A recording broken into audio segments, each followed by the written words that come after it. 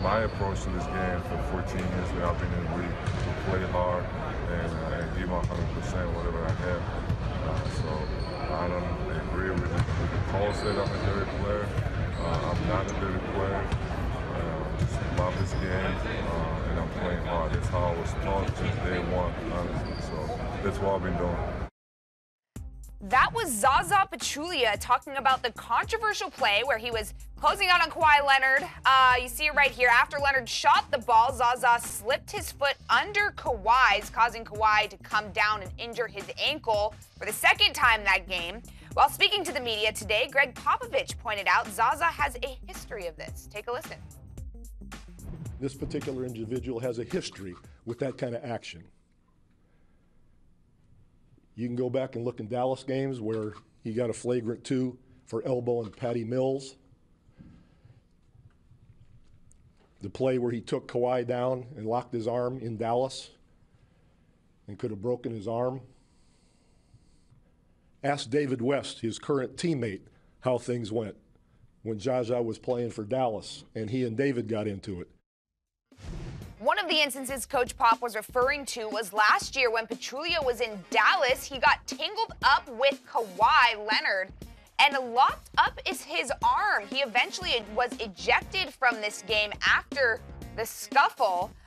Does history prove that Zaza Pachulia is a dirty player, CT? Or Hands down. Yeah. Hands down. I mean, look at this play right here. It's obvious that he locked up the arm. You can go on the web and find all sorts of videos. Zaza actually, you know, swinging elbows. He got into it with David West, who is now his teammate. Yep. They asked David West about Zaza. He didn't really know how to answer. He said, you know, he just plays hard. But West and Zaza have had a run in. Patty Mills is a guy who Zaza has hit with an elbow. I mean, you can go back to his days. And Milwaukee, when they played against the Chicago Bulls, where he elbowed Nico Mirotic. So, I mean, there are tons of examples. As soon as you type in Zaza Pachulia dirty, you can just find 5-minute videos. Yeah. We continue to talk about what happened with Kawhi Leonard. I still don't think that Zaza did this on purpose. Certainly, if it was another player, you know, if it was a Klay Thompson or if it was a Sean Livingston, I don't think we would be having this conversation. But when you have the history that Zaza does and you have all these videos out there, and more specifically, when you've done some things to Kawhi Leonard before, like he did with Dallas, and he locked up on Kawhi's arm, then we're going to have this conversation.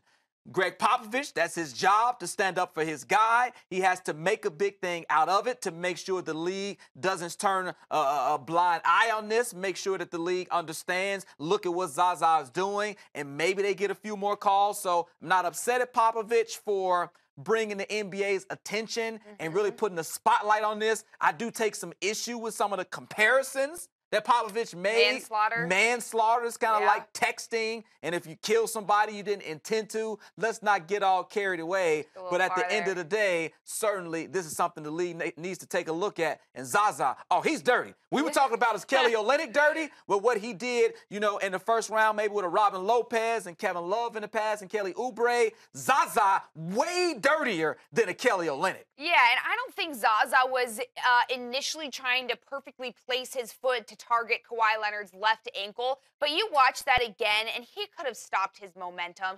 They're used to that play. Yep. He knew what he was doing there. And I want to ask you, though, with Popovich's quote there, do you think that was just bringing the league's attention to it or, you know, standing up for his guy?